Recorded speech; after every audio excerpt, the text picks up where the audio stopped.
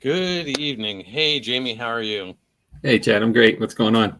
Oh, it's another Tuesday night, and we're here with our fans and talking about some paranormal stuff. All So, right, yeah, our tens and tens of fans. mm, Yay! Love you guys. so, so on that note, I want to say thank you to our fans who are watching now and who will be watching later, who couldn't join the live, but we do appreciate everybody out there who jumps on even for a minute or two. Yep. So thank you for that.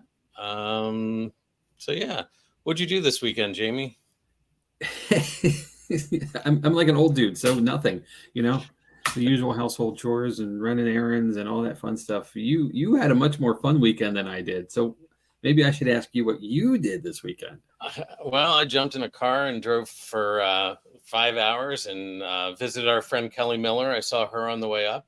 Oh, cool. Stopped in Sealands Grove and saw Kelly and had lunch with her.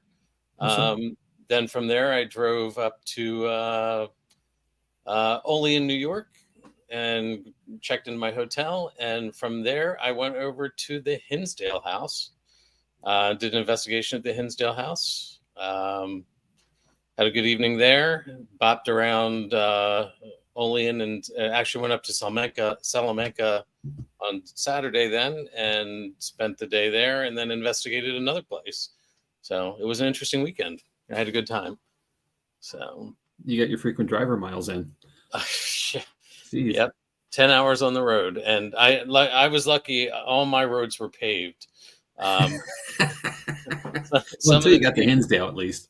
well, yeah, some of the team, Jerry and Melissa, hit several roads that were unpaved, and they looked like they had been mud bogging until they got to the Hinsdale house. So, I I got to tell you this real quick. As a quick aside, I took a trip up to Vermont a couple summers ago, and I had some car trouble on the way, my own fault kind of thing, and mm, put us behind about 2 or 3 hours actually. And you know now it's dark, it's late, and the navigation took me a way I wasn't expecting to go. And next thing you know, it's like turn left here, turn right there. We keep getting more and more rural, which is fine because Vermont's kind of rural. But all of a uh-huh. sudden, the next left turn put me on a dirt road there was nothing on it. And I'm thinking to myself, I'm going to start hearing banjos. You know, I'm out in the middle of nowhere. And then I Uh-huh. realized that, you know, and I have my brights on and everything. And it's a while for this. It's like 10 minutes down this road. And I'm like, where am I? And all of a sudden I realized there were power lines following the road. I'm like, oh, we're going to come out in civilization, you know, because they don't run power lines to like dead ends. Right. And sure enough, popped out onto the right next to the highway that, you know, was where I expected to kind of be. And then, you know, Uh-huh. a little bit later, I was there. So it's amazing to me how there are so many rural places still where dirt roads exist with all of us populated, and you know, especially the East Coast, everybody's packed in. How Mm-hmm. it's so crazy that we still have unpaved or dirt roads out there. Yep.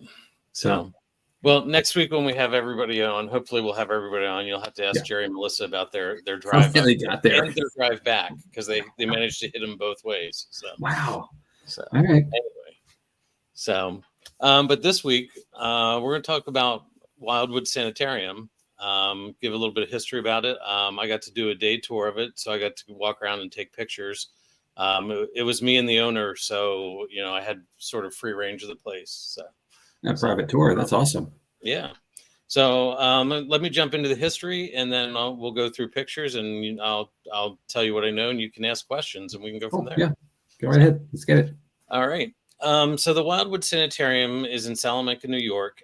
It's a very interesting old building. Early records are hard to find. Official records from the courthouse say it was constructed in 1900, but that seems to be just a general stamp note, like we don't know when, so 1900 is the date. Yeah. Current renovations point to things that may date it to an earlier time, such as gas lighting and square nails. Another thing that makes researching the beginning history of the building difficult is the fact that Salamanca is the current name of the town, but the area was known as Wildwood and also Great Valley at different times. There were several small villages that dotted both banks of the Allegheny River. At some point, all of them were absorbed into what is currently known as Salamanca, which happens a lot with those small towns and things like that. And there's a picture of the building, the current building, and what it looks like now. In the early 1900s, Can you go back to that? Yeah. Yep. This just a quick aside to this, but this looks like the quintessential haunted house, right? Mm-hmm. It's Yep. like there should be like lightning bolts going across the sky over it, and this fog hanging around the bottom. Uh-huh. All right, While I cool. was there by myself, because once I said I was with a paranormal team coming tonight, the woman was like, "Oh, well, then you can take the key and you can stay." So while when she left, a thunderstorm rolled in, so I'm in this haunted house by myself with thunder and lightning striking. It was really interesting. So yeah, it was a lot of fun. So jumping ahead, People in would the love that, like live for that moment. So uh-huh. It that's wasn't cool. bad. It was just, yeah, it was just a little like, ooh. So, uh, in the early 1900s, two men attending the American School of Osteopathy in Kirkwood, Missouri, met and became friends. In 1903, Dr. John Henderson and Dr. Carol Perry purchased a property at 71 Prospect Street in what is now known as Salamanca. In the years between 1903 and 1906, the doctors worked to get the property set up as a sanitarium. That word is used different ways, different times throughout history in English and England and all sorts of things. It opened in 1906, promising osteopathic care. A sign from 1909 on the property reads, "The sanitarium and bathhouse is now open for the treatment of all conditions except infectious and contagious diseases. We have endeavored to make the conditions inside the house as pleasant as possible, and will try to give each patient individual attention." It is believed that it operated as the only osteopathic infirmary and the first osteopathic institution in the state of New York. In a time when osteopathic resorts were becoming popular, one advertisement read, "Not a fashionable resort, but a place to heal." Osteopathy is the system of medical practice that emphasizes a holistic and comprehensive approach to patient care. This includes the manipulation of muscle tissue and bones to promote healing. The bathhouse in the basement had a separate entrance. This made it accessible to the public without disturbing the residents of the clinic. The bathhouse touted hot and cold baths and electric baths. Now, the electric baths were actually something that we might equate to a tanning bed today. They used large bulbs to create UV light, and some of these bulbs have actually been found on the property during the preservation. It is believed that there were some types of electroshock baths that were being experimented with as well. And one newspaper article also reports that Dr. Freeman, the inventor of the lobotomy, also performed 7 of them in the house. Found that kind of interesting. Yeah. Both doctors had other offices in the area. Some were located in Olean and Hinsdale. In 1923, the city of Salamanca forced the doctors to turn the facility into a tuberculosis hospital. Though tuberculosis was not understood, it was quickly realized that it was an infectious disease. The standard treatment was cold, fresh air. This was accomplished by opening windows or putting patient chairs or beds outside on porches or in the yard. In this time period, 1 in 7 people died from the disease. The doctors operated the hospital until their deaths, both in 1941. The antibiotic that fought tuberculosis wasn't discovered until 1943, so they really didn't have a chance of healing people completely. So, the Henderson family owned the property until 1946. The history after this point is hard to find as well. It was converted into multiple apartments at one point with 2 separate addresses and 2 separate entrances. It sat abandoned for a time and fell into a state of disrepair. The roof was leaking and things were just deteriorating and falling apart. Jump forward in time with me to about the year 2016. Laurie Wagatha, a psychic and paranormal investigator, was pumping gas down the street when someone who knew about her interest asked if she had heard about the haunted house that was for sale. Having lived about 15 miles away in Napoli, she had never heard of the location. When she saw the house, she knew she had to own it. She knew that it would wipe out her savings account, but it is where her heart was. She got a call from the realtor one day saying, "If you aren't going to buy it, I'm going to have to list it next week."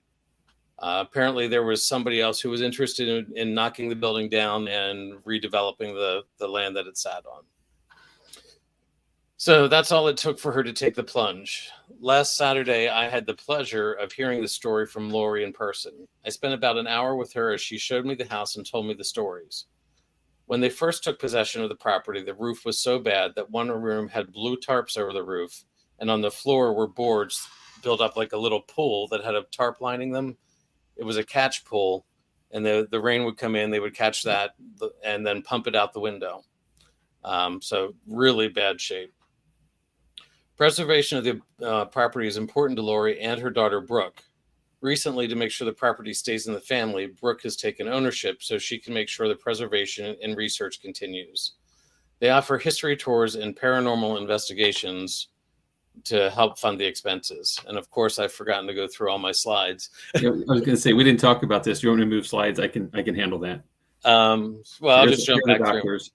Right. Yeah. So these are the two doctors. Oh, sorry, my bad. There's the early pictures of the sanatorium. I got it. Okay. So, early pictures of the sanatorium. Go ahead and jump to the next one. Current picture. Next one. There we go. Now we're caught up. The woman to the right is Lori, and I believe the woman to the left is her daughter. So this is a family picture of them in front of the house. And jump ahead one more. This is their website. Like I said, they offer history tours and paranormal investigations to help fund the expenses. Go ahead and jump one more. The house has a very unique energy to it because of the different things that have been there over the years, the apartments, the abandonment. I'm sure there were squatters there, all the different people who suffered from tuberculosis and other things. It's just got this mix of energy. So it's very unique. I'm not going to discuss what we found yet. I'm going to wait till next week for that, like I said earlier. But tonight I want to discuss what they have seen and what other paranormal investigators have experienced. I went through and took pictures of most of the rooms, and I'll share stories about what I found or what they found and what I know. So if you want to go ahead, if you want to keep doing it, if you want to jump to the next one. Yep. This is a radio that it was off the first floor room, sort of right off the hallway in the living room. The radio has an attachment to it that Lori believes is David, a guy named David. David was a friend of hers. The radio was not attached to the house itself. Again, a lot of these places bring things in, and that's what happened with this. The radio was brought in after David gave the radio to Lori one day. He said,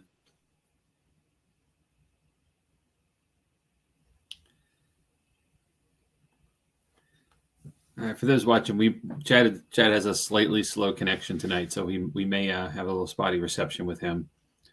So bear with us. Technical difficulties, please stand by. Hopefully. Come back, Chad. Come back. His hand looks really big as well. It's really funny.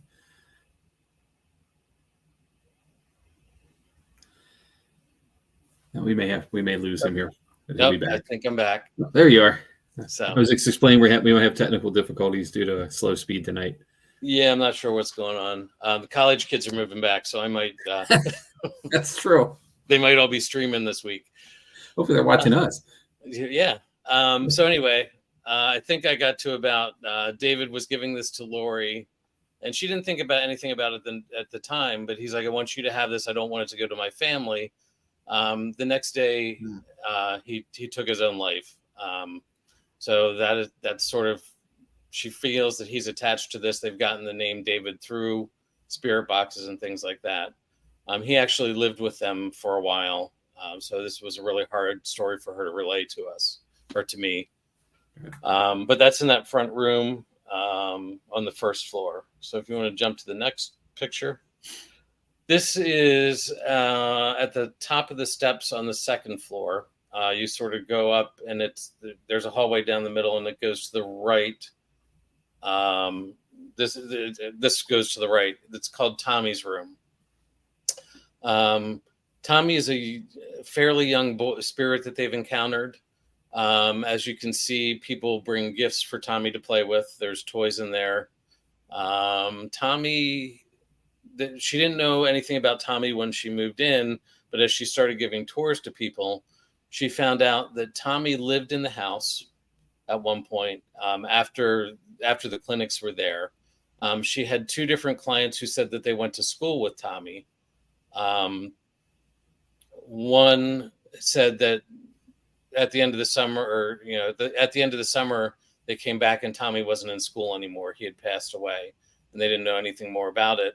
Then another client said to her that some of the kids had jumped in the river to go swimming, and three of them had drowned. So one of those sad stories where just in an instant things go wrong. But Tommy is said to haunt here. He will play with things. A lot of devices they get a lot of EVPs. They get a lot of things with K2 meters, things like that. So it's an interesting room. Again, I had a camera set up in this room the whole night, so we'll see what I got. I haven't actually had time to go through it, so hopefully, I had a camera and a tripwire in there the whole night. So we'll see. Okay. So if you want to jump to the next slide, this is the room across the hall from Tommy's room. Didn't really have any specific things in it other than they get a lot of things looking down that hallway. Because this is sort of a weird thing. There's not a hall on the other side of this. The steps sort of come up to it, and then this is the hallway through the whole house, through the rooms. Not typically what we would do these days with privacy issues, but I don't know why, but I was sort of drawn to that spinning wheel that's sitting in the corner. I did run a voice recorder in this room the whole time. So again, we'll see what I got. If you want to jump to the next slide. Sure. This room is what's called the seance room. They have it set up. The table has a crystal ball on it. It has candles. It has some other things, and you can't see it really well, but that chair in front of the window has a white lab coat on it, like a doctor's lab coat. And the other key piece in this room is this sand pendulum. So with the sand pendulum, it is constantly moving. Now, part of that is Earth's rotation will cause it to move, things like that. But there's a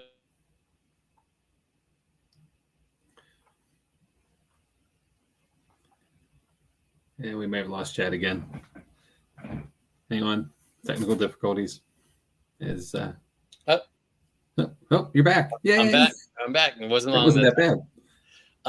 Words will. The word "mom" has come up 3 times in different experiences. Wait, hold on. Are you saying that the word "mom" has been in the sand? In the sand. Wow. And they've got pictures of it. I didn't take a picture. She had it on her phone. But there's also a picture. I think the one with red up there above the table is a greeting card that Jeremy, which I'll get into Jeremy's story, gave to his mom when he was younger. And the mom that has shown up in the sand and the mom on the greeting card look hauntingly the same. Like it's pretty. I see what you did there. See what I did there. Yeah, I like that. That was good. Like it's freaky. So that's really interesting. So Jeremy's story is Jeremy was an investigator who did a lot of work here. He and his brother had done quite a bit of investigations together. It was one of their favorite places to investigate. Jeremy also was struggling and took his own life. So that's the white lab coat there is sort of a tribute to him, just a memory for him. Um, and that was about 2 years ago that he took his life, a little over 2 years ago. On the 2 year anniversary, his brother came in and did an experiment. Um, and it's something I haven't heard of before, but he used a lot of moisture and humidity in the room to see if that would generate anything. And they've got a picture sort of if you look through that archway, sort of by that bed, they have a picture of something in that corner, white lab coat, black pants, which is what, again, Jeremy would typically wear, and a face that looks like his. So, in this area, there's a lot of discussion about Jeremy. There's a lot of just general spirits and things coming through here. So it's definitely interesting. Definitely got some vibes walking through it. I spent some time with David and Chris Mendez in this room with a spirit box sort of device that Chris will explain next week that he was using most of the time. Chris was doing a TikTok live most of the evening as well. So you can probably find that out there in the world somewhere. So if you want to jump to the next slide. Will do. Jamie, every house has to have one of them. Oh, man, why? This is it. This is it. This is the haunted doll room. Let's just go with creepy doll room, okay? We'll go with creepy doll room. So the story in here is, people bring, along with Tommy's room, people bring dolls for this room. They leave them, and she's like, I don't know what I'm going to do if people keep bringing dolls. I have so many of them, I'm running out of space. Wait, they're along the ceiling too, right? Is that they are? Shelf? They're up on that shelf above the window. You can't see it right inside the door where that piece of wood is. That's actually a bookshelf that is full of dolls as well. No. Okay. So the dolls will move. The dolls will be rearranged. And there's under that orange curtain, sort of up front, you see a doll with sort of blonde hair.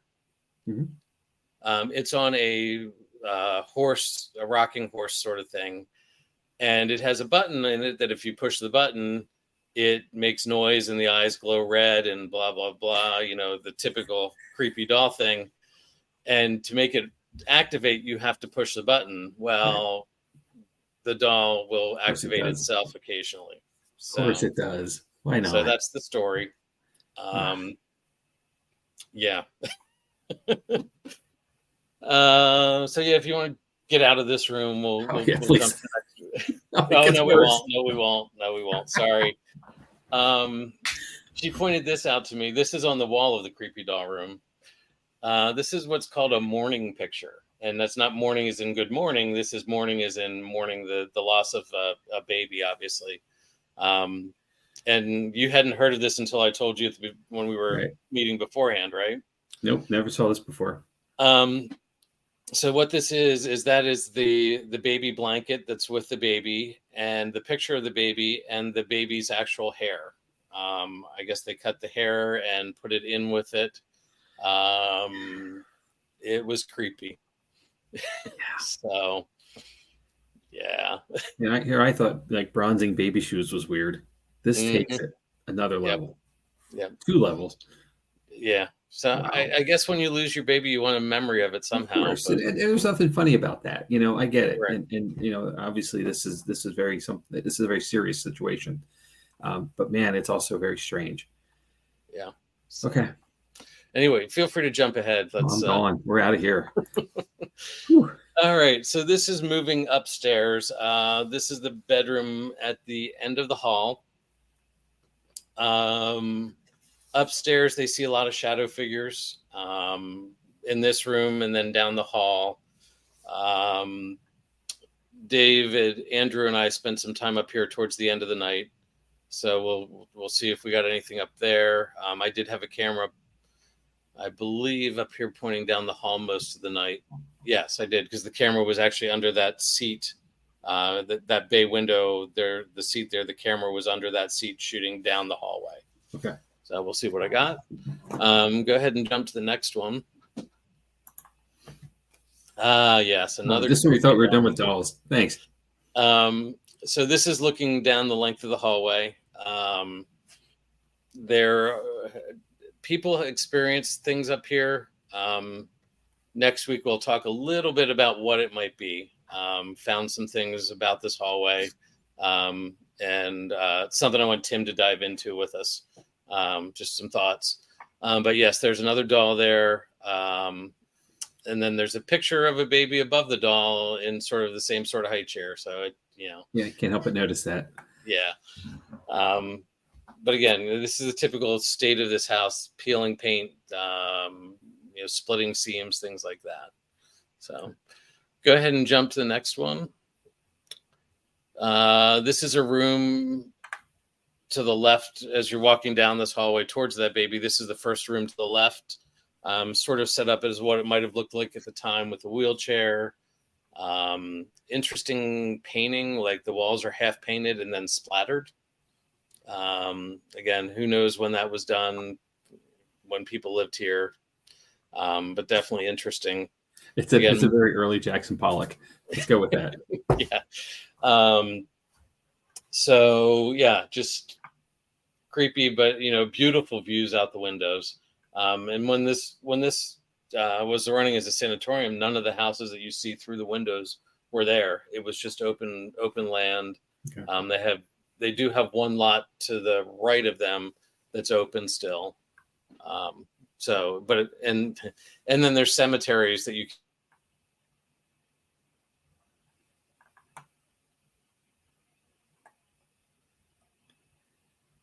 All right, the technical difficulty still.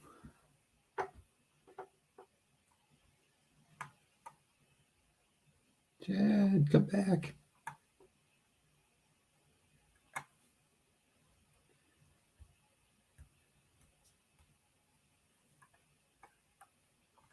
What I thought was really interesting here, guys, just looking at these rooms too. First thing I noticed is this is not the only room that has this unique paint kind of. It looks like somebody just didn't have a ladder. There I'm back. Hey, you're back. I was filling here, but I was saying how it looks like this wall, and I noticed it was kind of in another room. Like somebody just didn't have a ladder, or a chair or something to stand on. This is as far as they could reach, and okay, looks good. Maybe so.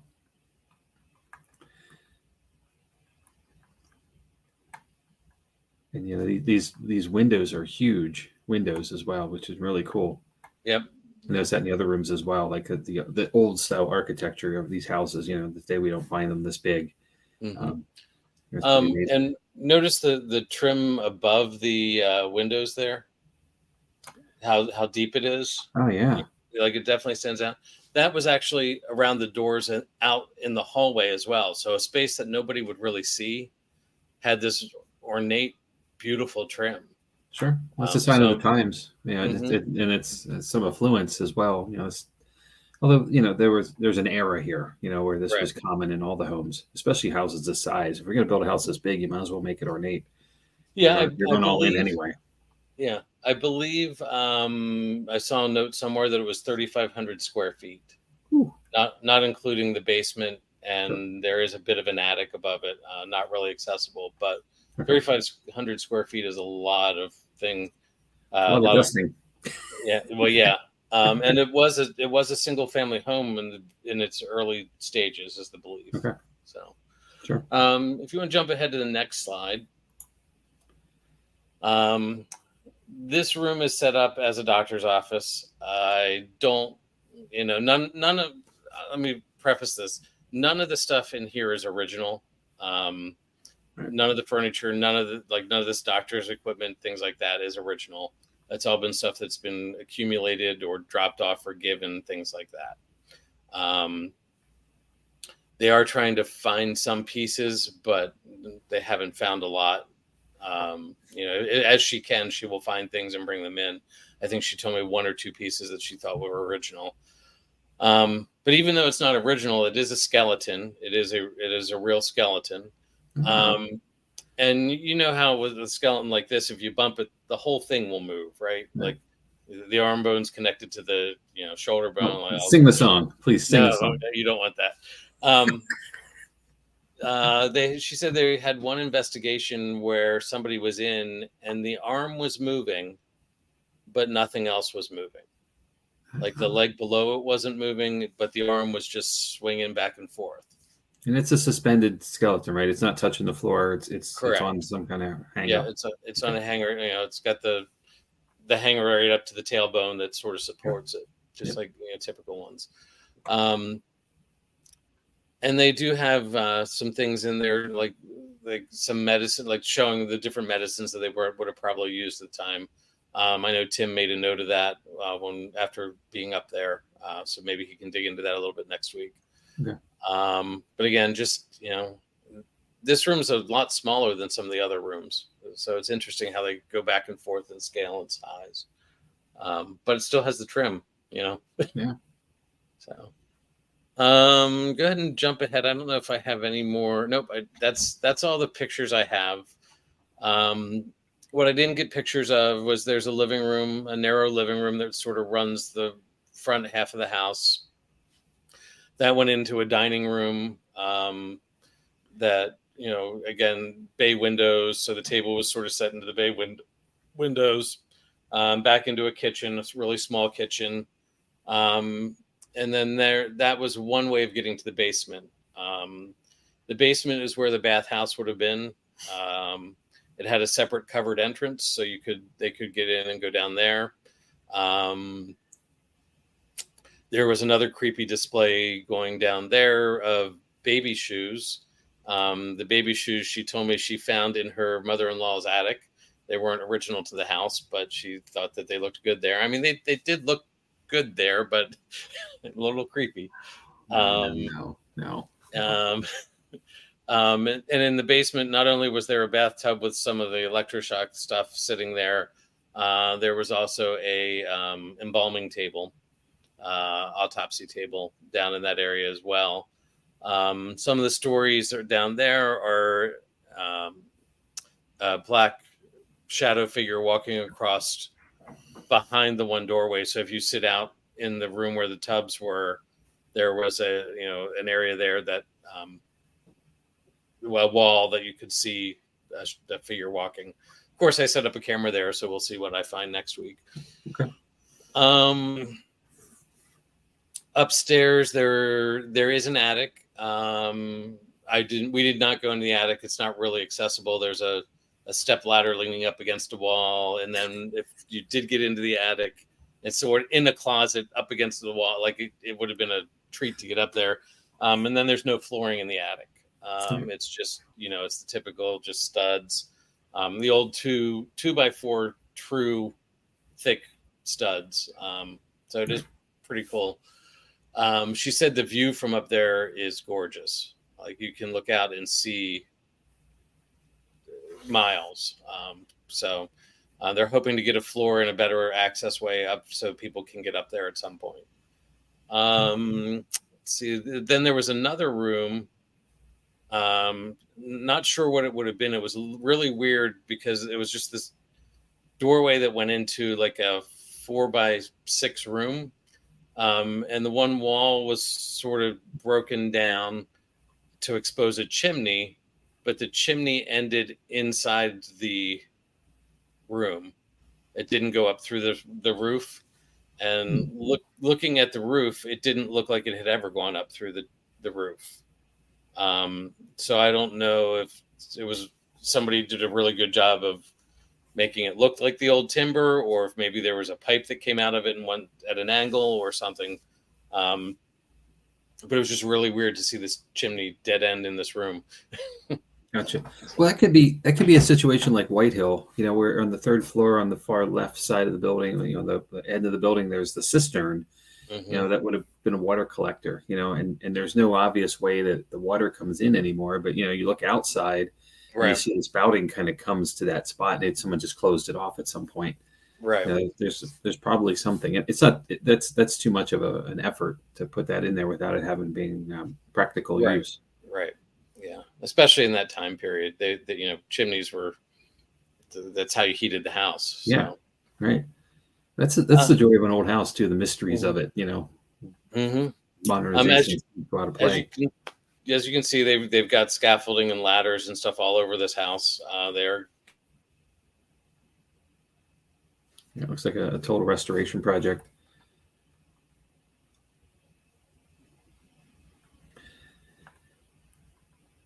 All right, Chad will probably come back to us here.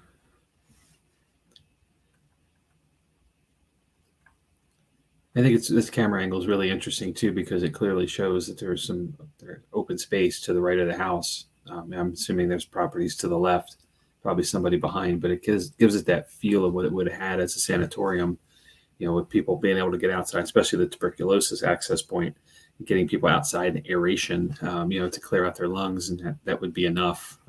Not knowing really what it was, the severity of it at the time, but you see images of these places through the years. Now they have people out just kind of strolling the lawn, and they're perhaps in a wheelchair, someone in a white jacket walking with them. It has that feel, has that unique feel about it. It's really cool. So, as I was saying, sorry, I was filling. Sorry. No, I appreciate it. And I'm. Oh no.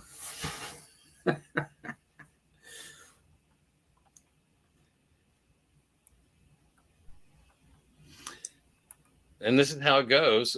Yeah. Hey. As I was saying, our team didn't take this option, but if you book the house to investigate, you can sleep in the house overnight. So if you basically get it from just like a hotel, 7 or whenever you check in to 10 o'clock the next morning, and she's had teams that didn't realize that, and they're like, well, we're going to stay. Like, they start investigating, and then they're going to stay. Some of the general things that, she's gotten teams that are sort of new and haven't done a lot of this, and they get the voice EVPs going, get out. There's apparently there's two grumpy old men on the third floor that they get a lot of telling them to get out, things like that. She's getting people from all over the world. Her furthest guest has been Singapore. She had a family from Singapore come and visit. And I think that's what she enjoys the most about doing this project, other than restoring it, is just meeting the people, and sitting and talking to them and telling them stories.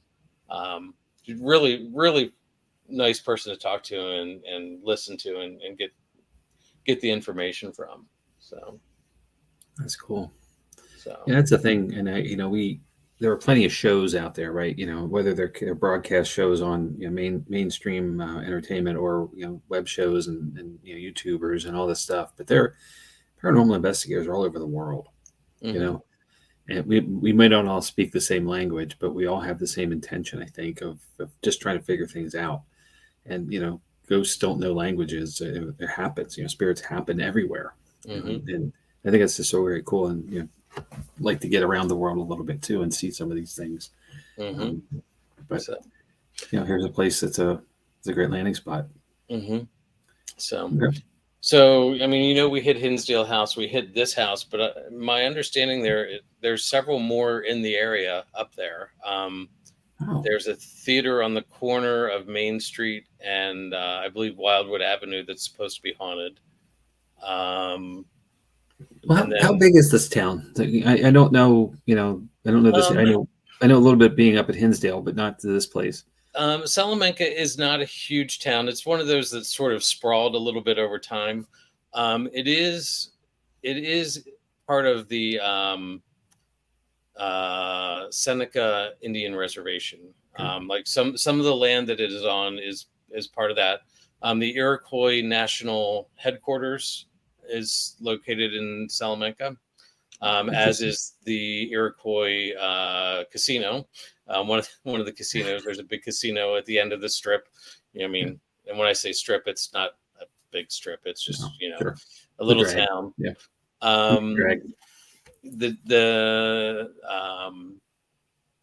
There are a lot of dispensaries. Every other building seemed to be a dispensary, so that made life interesting as you're driving down the street. What else? Gas was very cheap in Salamanca. It was $1 cheaper a gallon than it was in Olean, where I filled up because I didn't know, Right. and wish I had waited a day, or waited an hour until I drove out there. But again, that has to do with being on the Seneca land and taxes and things like that. A lot of mobile doctors still. I saw a couple mobile doctor units that would go visit the Native Americans. And actually was listening to somebody explain that to another tourist who was asking questions. So that was interesting.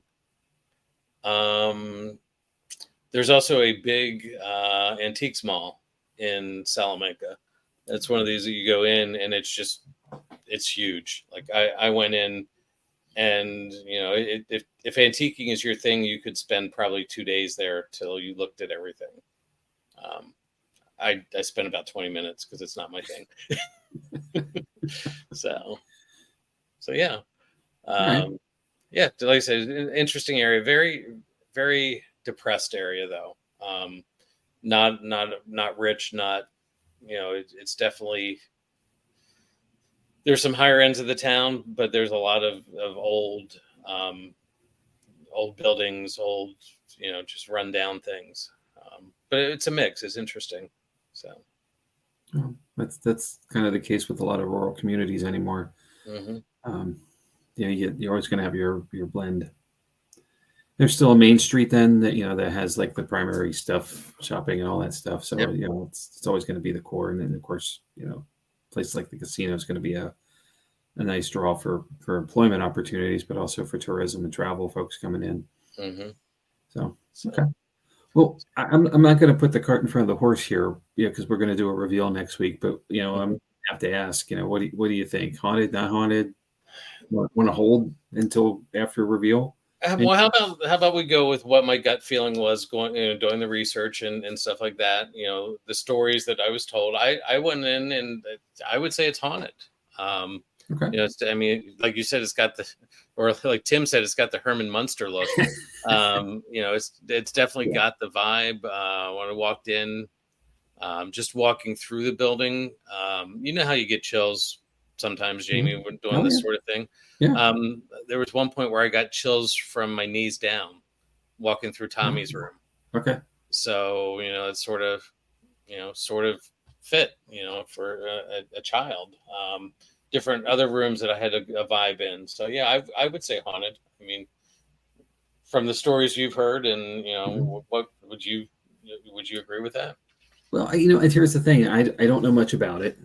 We learned of it last year when we were in Hinsdale, or 2 years ago. I'm sorry, when we were in Hinsdale, and we didn't have time, or we didn't have the opportunity either way to get to this property. Right. So I didn't. I kind of got out of sight, out of mind, and then I didn't make the trip, so I didn't dig in too deeply, other than just a quick surface Google search for it. Mm-hmm. So I don't have a whole lot to go on other than the information you've shared here, right, and the stories of the owner and so forth. So I'm still on the fence. Okay. And I think I believe in the paranormal. I don't think that's a secret to anybody, but I also want to see evidence. I want to see, I want more than just a story. So I'm really looking forward to next week's episode, where we're going to have the reveal, of everybody's collected material. And I've already seen a few teases that stuff was captured in a conversation, offline conversation with Melissa earlier. So I know we've got stuff, and then this is the challenge coming out of every investigation, of the time it takes to go through all the hours. If every device that's running for an hour is an hour you have to spend reviewing it. Yeah. So, what did she say? She's like 18 hours or something. She has 18 hours of audio and video, and I have probably at least that much. Yeah, I don't envy anybody doing this. We've all done it, and we all continue to do it. So yeah. But the nice thing about doing this show is, what's that? I really just like to see something that in the moment, because Yep. like I said, it looks like a haunted house. Like I want to start there and Mhm. believe that, but this could just be an old house. Mhm. So The nice thing about the show is, I'm being forced to go through my evidence. Like, yeah, it's true. like it's like, oh, I have a deadline. I can't just let it sit on the shelf until I have time because we know that Right. would never happen. Well, I know, right? So, Between life work and kids and their mhm. obligations. Yeah, I guess so, absolutely. so, Um, there but is it was a good trip. I do want to dig into this property a little bit more. I didn't take in as much time as I want to research the property. So I want to see if I can find some more of the history. sure. Um, I mean, it may mean another trip up there and going to the historical society and doing some actual, paper research. But I would like to see if I can find some more stuff about this, Yeah. and the That's one families. thing. That's one thing I can say that having the advantage of being the house team at Booby's Brewery. We our first year, was basically just trying to capture and collect evidence in the space, but also doing the backside, research. And how much there's so much information that we were able to find through historical records and documentation, that even the owner, Sam, the owner, didn't know about, Right. that we brought to him. That's now in the story of the Hmm. property. And you mentioned early on, have the gaps that are there, Right. in the historical record of ownership and transitions and things. I bet there'd be some surprising stuff that's just not lost to history, but just not obvious to history. Right. Like, you have to look, Right. because these records are not, they're kept, for a Right. reason. Hmm. So I think that's a cool idea. And I hope opportunity allows for it to happen. So we may do another episode down the road on Wildwood Sure. Sanitarium again, and with more and corrected information. So, Cool. and with boobies, I think I mentioned to you offline at one point. I was doing some of this research. I got a newspaper archive subscription. So Yes, yes. I'm starting to, when I have some time, I type the word boobies in spelled correctly so I don't get weird things. Um, and I'm finding bits and pieces that just little stories because the newspapers would talk about when Alois went to Pittsburgh for 3 days. Just Yeah. little things like that. That's like he went for business. About the wagon driver who ran into a tree because the horses got away from him while delivering beer and had to go on a different day. It's just the little things like that we wouldn't think of as newspaper articles, but that's what was news at the time. So Well, it's a slow news day, right? So yeah. that's all. So anyway, yeah, that's the story on Wildwood. Like I said, Right. next week we'll go over the evidence. Reach out. I think I have another picture coming up here of their website. No, You that got was it me. on. Sorry. Yep, it's fine. Their website, QR code to their website. You check them out. She'd be happy to hear from you. History tour, investigation, whatever. I believe the Hinsdale House and this can be booked together because there's a partnership there of some sort. Okay. Yeah. I would say reach out to Daniel. How do you say Glass. it? If you're interested in that, I think he's the one who sort of coordinates those things. Yeah. But yeah, they're 20 miles apart from each other, maybe. That's great. That's a great weekend. Yeah. Anytime you can double dip different investigations like this. Yeah. And you get to stay. That's the best part, right? It's really cool. Yeah. Yeah. So yeah, she's had people who've wanted to stay, and then she's had people who wanted to get out as soon as they. Well, you see those dolls, and they just went out of the house, right? So, and I think it's the same way with Hinsdale. I believe you can stay at Hinsdale as well. So I think that's true. Yeah. So they both have running water, which is a great because some of these places have not. So, true. That's usually my determination on when to stay or when to go, right? Exactly.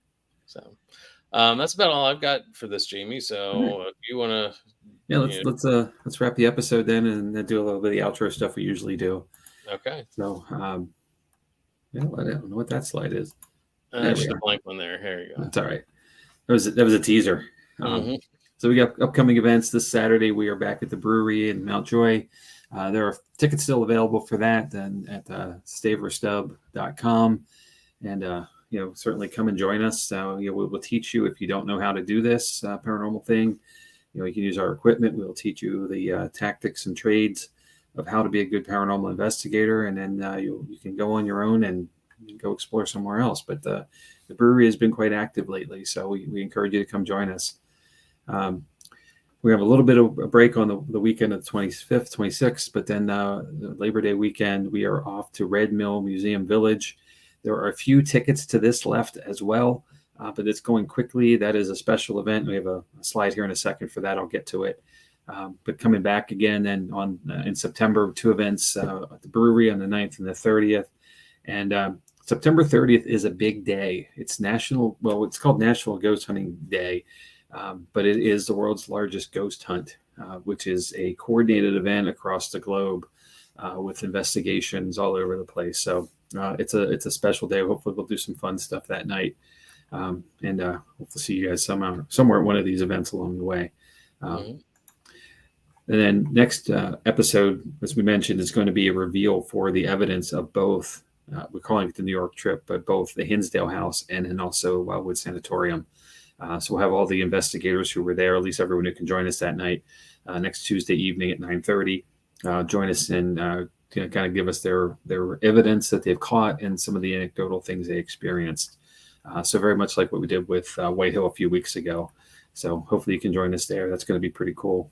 And you're going to mediate that one, right, Jim? I am. Yeah, I'm the one who wasn't there, so I'll facilitate the conversation around it. But I really want to hear from everybody and really get to dig into the experiences that everyone had. Because there's nothing like hearing right from the folks who were there in the space. That's so cool. I'm glad you got to do the tour in advance to get those nice setup pictures as well. It really helps paint the picture, even though the walls weren't painted. But paints the picture of the establishment because it's different. Everything's different in the daylight. We do this at night, and I could say this from a couple different places we've gotten to go to. You and I took the tour at West Virginia Penitentiary, in the daytime, and that place looks uniquely different at night. The feel is different, and the darkness does that, right? But there are other establishments and places we've gotten to go to where it's nice to be able to get a walkthrough in advance of it, and in a little bit it's guided, so you get that nice kind of commentary from someone who's associated with the place. But it really is best to see it so you get a feel for where you're going to go, what you're going to do. You start laying out your evening investigation plan, in the daytime. Right. It's always, and I can't say this enough. You have to go into an investigation with a plan. Otherwise it's just scattershot and people are stepping on each other, crossing over each other, making noises that are, contaminating evidence. Right. And it's just bad, it's just a bad tactic. So investigators out there, obviously who bat this well know this, but having that visible time in advance really helps set up the stage for the rest of the time for success. And places like the penitentiary, you can get shut in a cell. Yeah, it's true. That was fun. Not. Interesting is a better word. Yeah, that was a scared straight moment. I'll tell you. Yeah. No, thank you. The only thing that made it worse if there were dolls in the cells with us. True. No. All right, moving on. Here's information. Jumping back to that last slide. It was a last minute discussion, but we are going to the August 29th, we're going to talk about Red Mill, right? Yeah, well, I'm going to get there. I will. I promise. Okay. I promise. It's going to talk about Red Mill first, and then we'll get there. So here's the material for Red Mill, the information about it. So it's Jotnick's Paranormal. It's Jotnick's New Jersey. It is Daryl Marston from Ghost Hunters. It is Ron and Lourdes and our friend Chris Mendez. There's a lot of us there. Like a lot of people who are going to lead groups and events throughout the evening. We're going to pause somewhere around the middle, do a little bit of bonfire, tell some ghost stories, have some fun with that, maybe some s'more action. So it is really cool. So hopefully, if you haven't gotten your ticket yet, there's still enough left. But it is a capped event, so tickets are running out. So please, come join us to set up that on the 29th, 2 weeks from tonight. We will do an episode on the Red Mill and set up the stage, set the stage for what to expect over the weekend. And then, of course, after the fact, come back and do a reveal episode once we have time to go through the evidence. And, it takes time. Every minute we spend with something on, that minute has to get reviewed. So bear with us. And we don't have a production crew to go and help us with any of this stuff either. So this one, there's a lot of buildings, a lot of places to explore. So it's going to take some definite time. Yeah, this is a big place with a lot of ground to cover. So, but it's a really cool place as well. So, and help come out. And, part of the proceeds of this event help with the restoration and upkeep of the mill and allow it to keep in operation as well. So it is a great historical property. Mm-hmm. All right. And the usual stuff to find us. Obviously, you found us here on Facebook or YouTube, but we're also out there on Instagram, and our TikTok is happening. So I highly encourage folks to check that out. New content is being added there all the time. We'll leave it with, some of our team members are very, very creative and have been putting some fun stuff out there. And also some of it's in conjunction with Boobish Brewery, who's got a great marketing team as well. Mm-hmm. Some of the content they've been doing lately, it's a lot of fun. So did you hear the news about our TikTok, Jamie? We're over 100 followers. We have 101 followers the other night. So yeah, I'm gonna go with that's good. Because then we had like 12, a couple weeks ago. So thanks for everybody who's following us out there. Yeah. And, hopefully we gain more. Shout out to Courtney and Kirsten for jumping on that and running with it. And Matt for getting it set up, but Courtney and Kirsten have taken it and they're running with it, and we appreciate that. Without a doubt, the super creative stuff they've been doing. It's a lot of fun. It's been fun watching it, and I know they're having fun making it. So, and thanks for everybody who's participating in it and keep sharing it and spreading it around. Spread the love, if you will. And let me see what else we got. I think it might be it. That's it. We're done. Hey, actually we are, but we just got a message from. So you jump on that? Yeah. My friend John Covey is co-hosting a show on Thursday with Jody, Jody Nettles, I believe. I can't blame technical difficulties for this one. No. And Melissa and Jerry will be on the show. I think it's Crossroads. I can't remember if that's the name of it. Yeah, John, if you're still with us, John, can you drop in a link or an address to find the episode? Give it a second or two. And if he doesn't, I'm pretty sure Jerry and Melissa have posted on our Facebook page the link to it. So perfect. Check it out there. But John, thanks for bringing that up. I really appreciate it. Absolutely. It looks like I think it's 8:30 if I'm not mistaken as well. Yep. I did see that post. I'm sorry. Thank you for reminding me. It's been a whirlwind of a couple of days here. But it looks like it's going to be a fun episode. Mm-hmm. And anytime Jerry and Melissa get out there, it's always interesting what they're going to say next. So yep. And very cool. So okay, Mr. Thomas. Yes, sir. Anything else you'd like to add? I don't think so. Other than, stay spooky, that whole thing, I'm not going to the other one. I'm not. Nope. We'll leave that one for Dave when he comes back. That's right. This was a cool episode. Thank you for all the work you put into it and sure. The experience. I'm really looking forward to next week and digging into this, this really cool place and get the consensus of haunted, not haunted, from all of y'all who were on the ground. So it's very cool. All right. Well, until then, everybody stay safe out there. Stay spooky, as Chad said. Drop us a note if you want to engage with anything. If there's anything you feel we should be covering on one of these episodes, we have a lot of content in mind. But if there's something y'all want to see or hear about or dig into, let us know and we'll pursue it. So yeah. And if you want to join us, if you've had an experience you want to come on and talk about, we're more than happy to make that happen. So and we're pretty easy here. So no problem there. So all right.